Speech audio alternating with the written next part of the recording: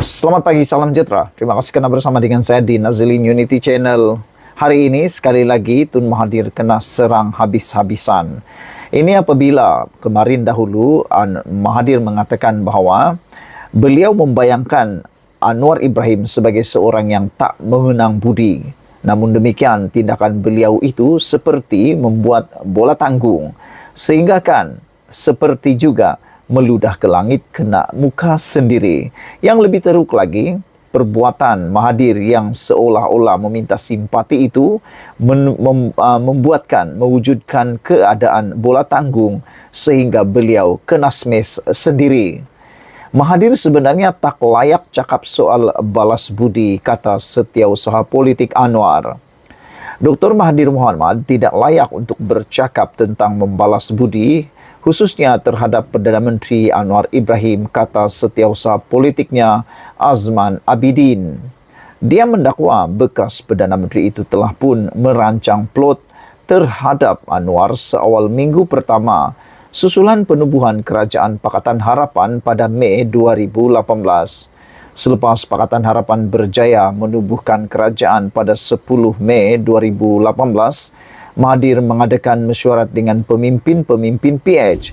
Dalam mesyuarat itu, ketua parti diberikan mandat untuk menentukan dan menamakan calon menteri kabinet yang mereka fikirkan sesuai.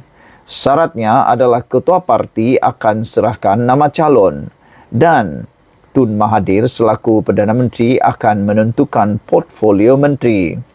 Tetapi apabila Tun Mahathir mengumumkan senarai menteri, dia mengumumkan 4 pemimpin PKR sebagai menteri yang sebenarnya tidak pun dicalonkan oleh Presiden PKR Wan Azizah Wan Ibrahim. Kesimpulannya, dia telah mengkhianati dan merancangkan plot terhadap Anwar dengan melantik pemimpin-pemimpin PKR yang tidak sehaluan dengannya, katanya kepada Malaysia Kini. Dia berkata demikian ketika mengulas kenyataan Mahathir yang membidas Anwar, ekoran tindakan pihak berkuasa menyiasatnya ketika ini. Mahathir menganggap Anwar tidak mengenang budi kepada dia dan bekas Menteri Kewangan Daim Zainuddin. Bekas Perdana Menteri itu menyindir tindakan kerajaan mengadakan siasatan adalah sebagai balasan atas bantuan yang diberikannya bersama Daim semasa membantu Anwar pada 2018 untuk pilihan raya kecil Port Dickson. Apabila saya menjadi Perdana Menteri kali kedua, sepanjang tempoh saya, Anwar dibebaskan dari penjara, kata Mahathir. Kemudian dia mau bertanding dalam pilihan raya Port Dickson. Saya dan Daim berkempen untuknya, kata Mahathir lagi. Saudara-saudara sekalian, yang lebih menarik ialah apabila saya dan Daim berkempen untuknya, kata Mahathir, tetapi akhirnya beliau dan Daim pula disiasat oleh SPRM. Azman bagaimanapun tidak mendedahkan nama 4 pemimpin yang tidak dicalonkan oleh Wan Azizah itu. Pada 2018, PKR mendapat 7 menteri kabinet termasuk Wan Azizah dilantik sebagai Timbalan Perdana Menteri merangkap Menteri Pembangunan Wanita, Keluarga dan Masyarakat.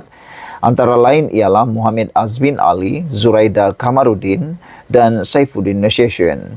Saifuddin Abdullah, Menteri Luar, Barubian, Menteri Kerja Raya dan Xavier Jayakumar.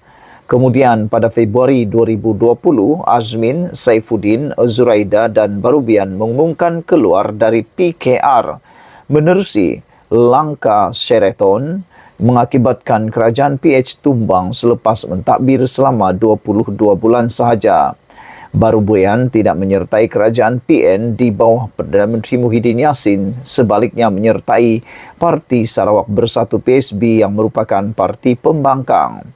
Sementara itu, Xavier pada Mei 2021 mengumumkan keluar PKR dan menyokong PN selepas terpalit dengan dakwaan rasuah.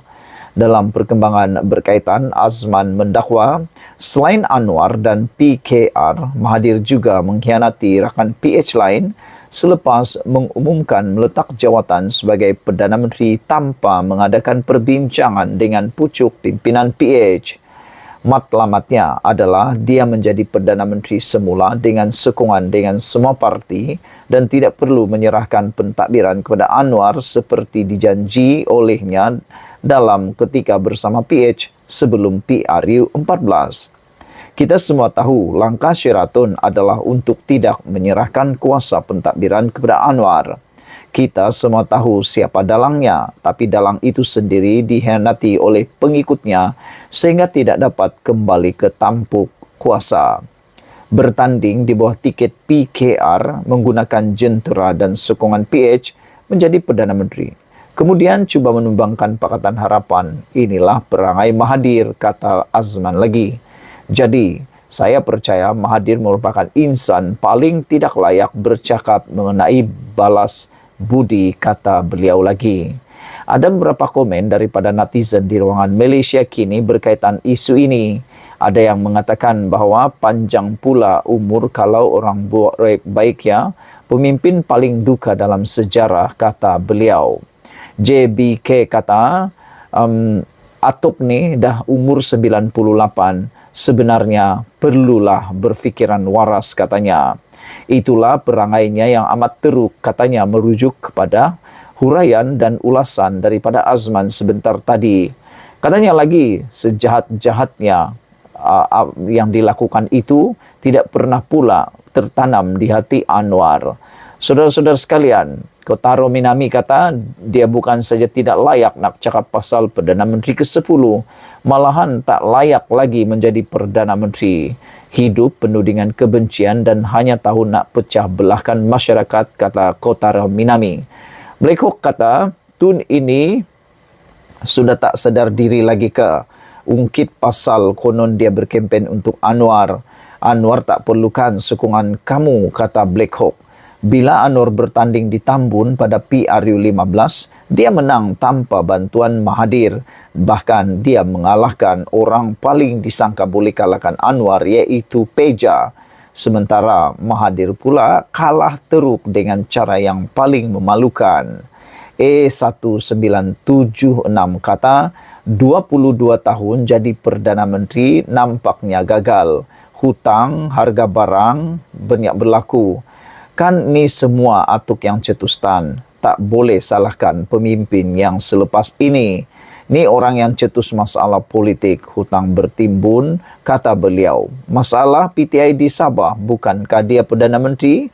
Sehingga kini masih mahu mengeruhkan keadaan lagi, kata beliau lagi. Jimmy Page kata, tak benar tu. Tun memang nak bagi dekat Anwar sebagai Perdana Menteri. Ada orang pergi ke Istanbul pada bulan Ogos 2018 dan bawa offer kepada Anwar. Ramai MP UMNO nak join PKR sampai Anwar dan PKR ada 70 kerusi parlimen, katanya lagi.